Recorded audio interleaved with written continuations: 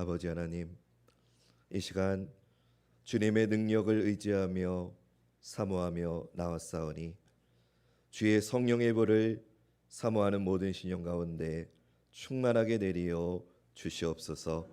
그래서 우리의 완악한 마음, 고집, 아집, 내 판단, 내 생각, 내 기준, 나만 아는 편협한 생각들, 이 시간 말씀 중에 찾아오셔서 성령의 불로 우리의 모든 죄악을 주의 불로 태워 주시옵소서.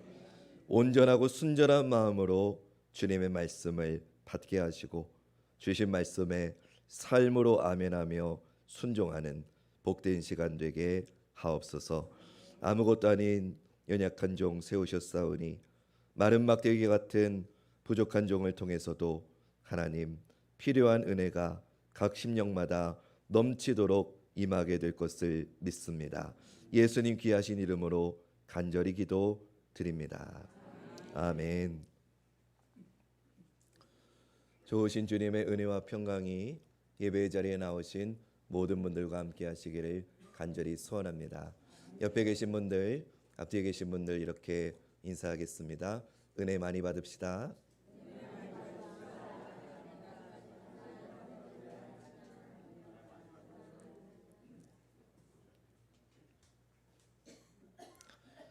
내 인생의 아둘람 굴, 이런 제목으로 하나님 말씀을 전하겠습니다.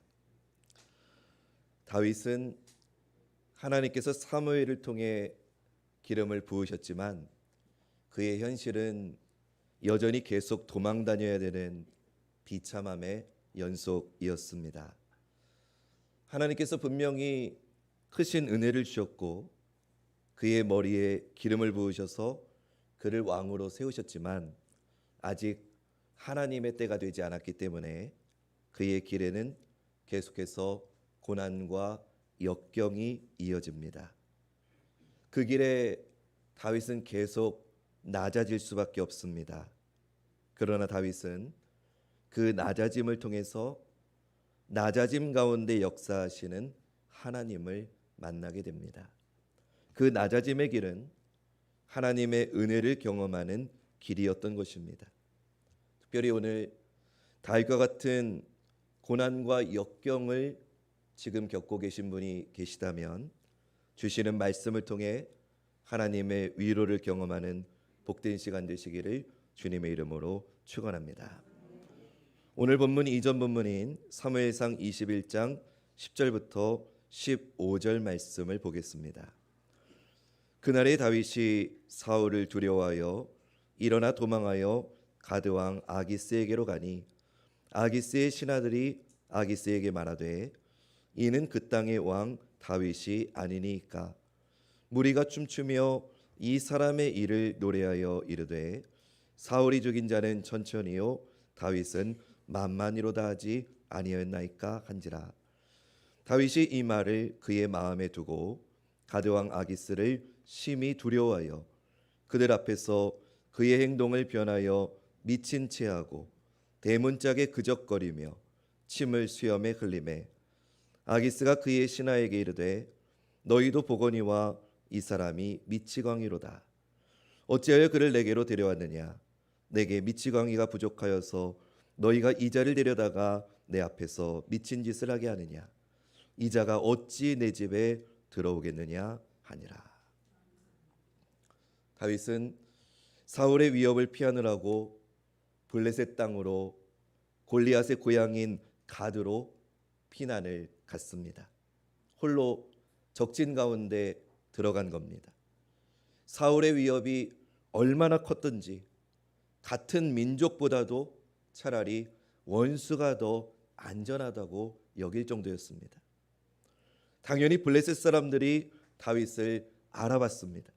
그리고는 가드 왕에게 이 사람이 바로 우리를 무너뜨린 이스라엘의 왕 다윗이라고 보고하면서 경계했습니다. 그래서 다윗은 살기 위해서 그들 앞에서 침을 흘리면서 대문짝에 그적거리면서 미친 척을 했습니다. 가드 왕이 보기에도 아니 미치광이가 이 나라에 부족해서 너희가 이런 미치광이를 내게로 데려왔느냐? 이런 자가 어떻게 내 나라에 내 집에 쳐들어 오겠느냐면서 가드왕이 보기에도 안심이 될 정도였습니다. 다윗은 이 정도로 가장 비참한 자리까지 낮아져야 됐습니다. 다윗은 곧 가드를 떠나서 오늘 본문에 아둘람 굴로 도망을 갑니다. 아둘람이라고 하는 곳은 돌산이 많은 험한 사막지대였습니다. 숨을 수 있는 바위굴이 많이 있었습니다. 그래서 실제로 많은 사람들이 이 아둘람으로 도망가서 숨는 지역이 바로 이 아둘람 굴이었습니다. 오늘 본문 1절과 2절 말씀. 그러므로 다윗이 그곳을 떠나 아둘람 굴로 도망하매 그의 형제와 아버지의 온 집이 듣고 그리로 내려가서 그에게 이르렀고 환난당한 모든 자와 빚진 모든 자와 마음이 원통한 자가 다 그에게로 모였고 그는 그들의 우두머리가 되었는데 그와 함께한 자가 400명 가량이었더라. 아멘. 이 아둘람의 두 부류의 사람들이 다윗에게 모였습니다. 첫 번째는 다윗의 가족들입니다. 사울의 위협이 다윗의 가족들에게까지 미쳤기 때문에 다윗의 부모, 온 형제, 모든 친척들이 함께 이 아둘람굴에 와서 숨을 수밖에 없었습니다. 또 한 부류는 환난당한 자, 빚진 모든 자, 마음이 원통한 자들이라고 합니다. 이런 이들이 400여 명이 다윗에게 모였고 다윗은 그들의 우두머리가 되었습니다. 언뜻 보면은 이 400명을 데리고 뭔가를 도모할 만한 세력처럼 보이기도 합니다. 그러나 사실 이 모두가 다윗에게 힘이 되고 유익이 된 건 아닙니다. 여러분 한번 생각해 보세요. 한 부류는 다윗이 돌보고 책임져야 될 자기 가족들입니다. 어쩌면 그의 가족들은 지금 이런 고난이 다윗 때문에 벌어진 고통이기 때문에 그를 더 원망하고 다윗에게 더 불평을 쏟았을 겁니다. 또 다른 부류는 말 그대로 환난을 당해서 숨은 자들이고 빚을 못 갚아서 도망친 자들이고 또 억울한 일을 당했지만 해결할 길이 없어서 그 마음에 분노가 가득 찬 사람들이었습니다. 다시 말해서 지금 이 아둘람굴에 모인 사람들은 고통당하는 자이고 실패와 절망으로 현실을 도피한 자들입니다. 아둘람이라고 하는 장소 자체가 그런 사람들이 모여서 숨는 곳이었습니다. 그리고 사실 이 400명은 다윗을 위해서 지금 이 아둘람굴에 모인 게 아닙니다. 도망을 다니다가 어쩌다 보니까 아둘람까지 오게 됐고 이 아둘람에 와서 보니까 유명한 다윗이 있으니까 그에게 자기를 맡긴 것뿐이죠. 냉정하게 말하면 다윗에게 이 400명은 도움이 아니라 오히려 짐이고 부담이었습니다. 여러분 생각해 보세요. 지금 다윗 자기도 도망다니는 신세인데 400명의 환난, 그들의 빚, 그들의 원통함까지 다 지고 가야 되는 상황이 지금의 아둘람의 현실입니다. 그러나 저는 오늘 이 아둘람에 모인 400명의 사람들의 모습을 보면서 이런 생각이 들었습니다. 이 아둘람굴에 모인 400여 명의 사람들이 주님이 부르신 교회의 모습 같구나, 이런 생각을 하게 되었습니다. 사도 바울이 고린도 교회를 향해서 주님께서 교회로 부르신 자들의 모습을 이렇게 설명했습니다. 고린도전서 1장 26절부터 28절 말씀. 형제들아, 너희의 부르심을 보라. 육체를 따라 지혜로운 자가 많지 아니하며 능한 자가 많지 아니하며 문벌 좋은 자가 많지 아니하도다. 그러나 하나님께서 세상의 미련한 것들을 택하사 지혜 있는 자들을 부끄럽게 하려 하시고 세상이 약한 것들을 택하사 강한 것들을 부끄럽게 하려 하시며 하나님께서 세상의 천한 것들과 멸시받는 것들과 없는 것들을 택하사 있는 것들을 폐하려 하시나니. 아멘. 여러분, 이 말씀이 지금 아둘람굴에 모여 있는 400여 명의 사람과 너무나도 똑같지 않습니까? 아둘람굴에 있는 사람들 중에는 지혜로운 자, 능한 자, 문벌이 좋은 자 같은 다윗에게 유익이 될 만한 사람은 없었습니다. 오히려 그들은 모두 미련하고 약했고 천했고 멸시받는 자들이었습니다. 겉으로 볼 때 자랑할 만한 사람이 하나도 없었습니다. 그런데 이 모습은 예수님께서 이 땅에서 사역하실 때 주님께 모인 사람들도 마찬가지였습니다. 마가복음 1장 32절과 33절 말씀.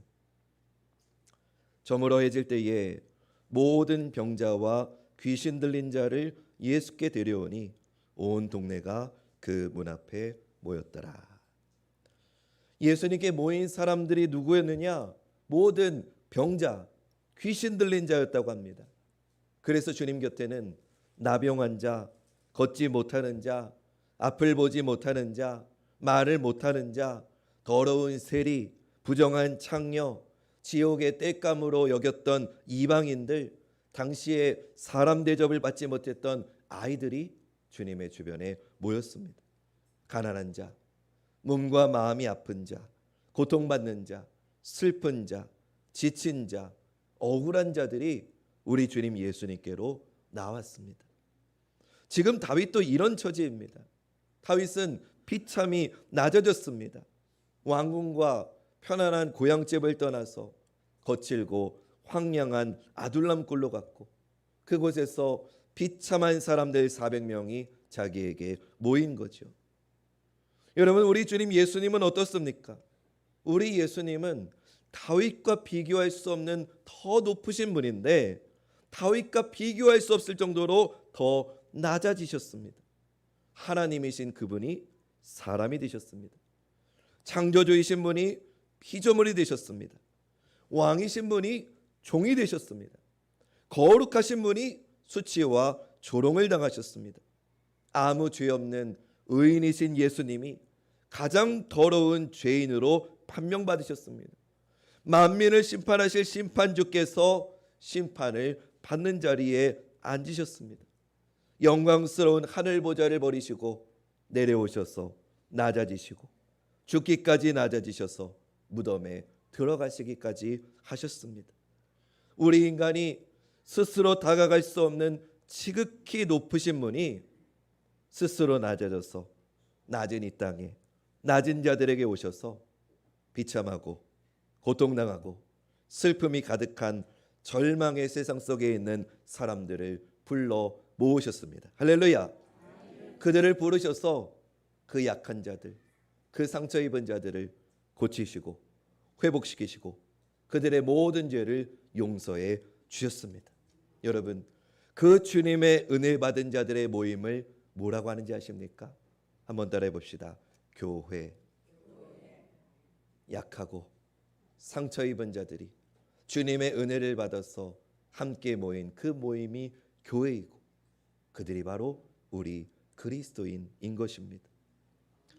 교회 안에는 다양한 분들이 있지요. 우리 중에도 실제로 오늘 본문의 다윗과 이 아둘람 굴에 모인 사람들처럼 지금 큰 고통과 괴로움을 겪고 있는 분들도 있습니다. 여러분 기억하십시오.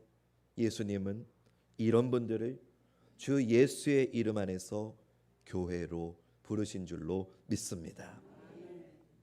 또 한편으로는 반대로 학벌이 좋은 분도 있죠.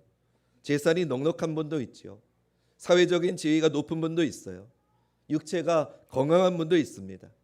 그러면 그런 분들은 교회가 아닌 건가요? 아둘람에 모인 사람들과 거리가 먼 처지에 있는 분들, 바울이 고린도전서 말씀에 언급한 미련하고 약한 모습과 상관없어 보이는 그런 분들은 교회가 아닌 걸까요? 그렇지 않습니다. 여러분, 겉으로 보이는 게 전부가 아닙니다. 물질로, 지위로, 육체의 건강만으로 정의할 수 없는 우리는 누구나 저마다의 보이지 않는 아픔, 비참함, 고통이 있습니다. 아무리 부하고 아무리 높고 아무리 건강하고 그렇다 할지라도 죄의 유혹에 넘어지고 하나님을 부인하고 참된 구원과 영생의 기쁨을 누리지 못한다면, 하나님의 말씀이 들리지 않고 하나님과 함께하지 못한다면, 아무리 세상에서 부하고 높다고 해도 그 사람이 바로 가장 가난한 자입니다. 그 사람이 가장 약한 자입니다. 그 사람이 가장 비참한 자입니다. 사랑하는 여러분, 우리는 모두 그렇기 때문에 오늘 아둘람굴에서 다윗과 함께 숨었던 그 사람들, 400명의 사람들의 모습이 바로 오늘 우리의 모습인 줄로 믿습니다. 겉으로 보이는 모습과는 상관이 없습니다. 우리는 저마다 가지고 있는 육체에 큰 고통이 있습니다. 누구에게도 말할 수 없는 삶의 어려움이 있습니다. 마음의 슬픔과 근심이 있습니다.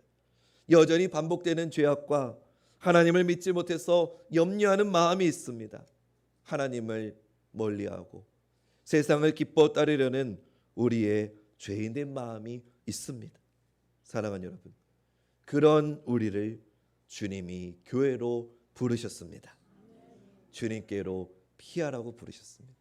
주님께로 숨으라고 우리를 교회로 부르셨습니다. 주님이 우리를 주님이 계시는 은혜의 아둘람굴로 오늘 부르신 줄로 믿습니다.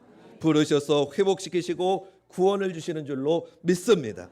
그리고 주님은 구원하신 우리를 통해서 하나님 나라의 역사를 이루어 가십니다. 오늘 본문 3절과 4절 말씀 보겠습니다.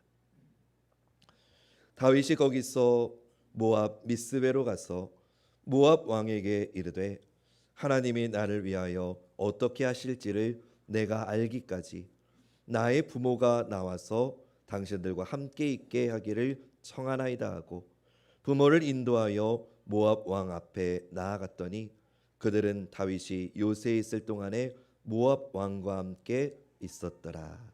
아멘. 이제 다윗과 다윗의 가족들이 블레셋 땅에서 요단 동편에 있는 모압 땅으로 건너갔습니다. 그런데 사실 블레셋이나 모압이나 이방 땅이기는 매한가지이고요, 이스라엘의 원수인 건 매한가지입니다. 사울은 블레셋과도 모압과도 계속 전쟁을 했습니다. 그런데 선뜻 이해가 되지 않는 장면이 지금 방금 읽은 말씀에 나옵니다. 다윗이 모압으로 가서 모압 왕을 만나서 그 모압 왕에게 자기 부모님을 맡깁니다. 여러분, 어떻게 이런 일이 가능할까요? 분명히 모압은 이스라엘의 원수인데 어떻게 원수 나라의 왕에게 자기 부모님의 생명을 맡길 수 있었을까요? 이유는 나중에 말씀드리고 결론만 말씀드리면요, 이유가 있습니다. 아둘람굴에 있던 사람들과 처지가 비슷했던 다윗보다 100여 년 전에 살았던 한 여인 때문입니다. 다윗보다 100년 전에 살았던 아둘람굴에 모인 사람들과 비슷한 처참한 형편을 가졌던 여인의 이름은 루시였습니다. 루시야말로 환난을 당했고 빚을 졌고 마음에 원통함과 슬픔으로 가득 찼던 여인이었습니다. 남편은 죽고 자식도 죽고 먹을 양식이 없어서 홀로 된 시어머니를 끝까지 모시면서 자기를 멸시하고 차별하는 땅으로 들어와야 됐던 모압 여인이 바로 룻이었습니다. 그런데 여러분, 하나님께서 그 비참한 룻을 불러주셨습니다. 할렐루야. 하나님이 그 룻을 부르셔서 룻은 하나님의 품으로 피해 숨었습니다. 그리고 하나님을 떠나지 않았던 룻, 어머니의 하나님이 나의 하나님입니다 고백했던 그 룻이 하나님의 섭리 가운데 다윗의 증조 할머니가 되었습니다. 이 룻이, 모압 여인이었던 룻이 다윗의 증조 할머니이기 때문에 다윗의 집안은 모압과 친인척 관계가 100년 전에 이루어졌던 것입니다. 할렐루야. 하나님은 다윗의 약함을 돌보시기 위해서 이미 100년 전에 루시라고 하는 여인의 삶 속에 개입하셔서 주님의 은혜를 미리 준비하고 계신 줄로 믿습니다. 우리 고린도전서 아까 읽었던 1장 27절부터 29절 말씀, 날이 많이 더워서 여러분 졸리시지요? 같이 한번 큰 목소리로 읽어봅시다. 시작.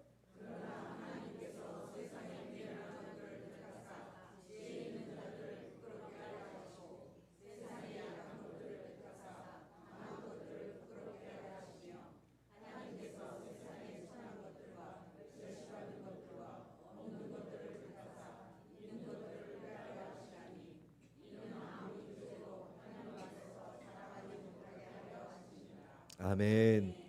사랑하는 여러분, 하나님은 이런 분이신 줄로 믿습니다. 하나님의 능력은 육체나 지식이나 문벌이나 권력이나 지위나 돈에서 나오는 게 결코 아니고요. 하나님의 능력은 오직 예수 그리스도로부터 나오는 줄로 믿습니다.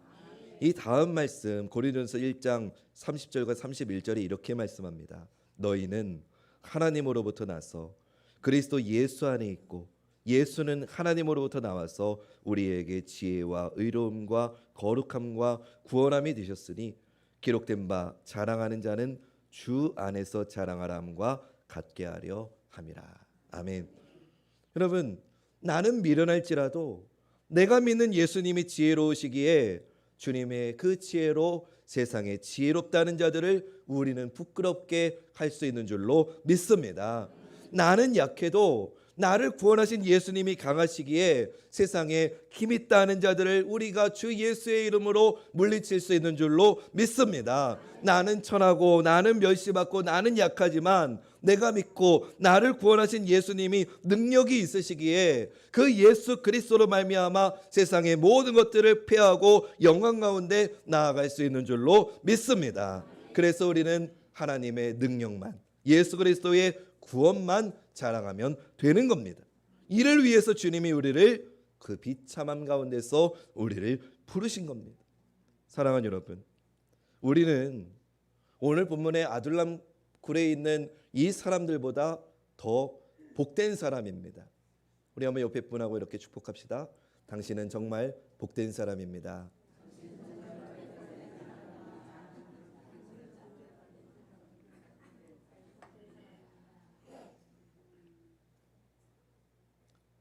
대답합시다.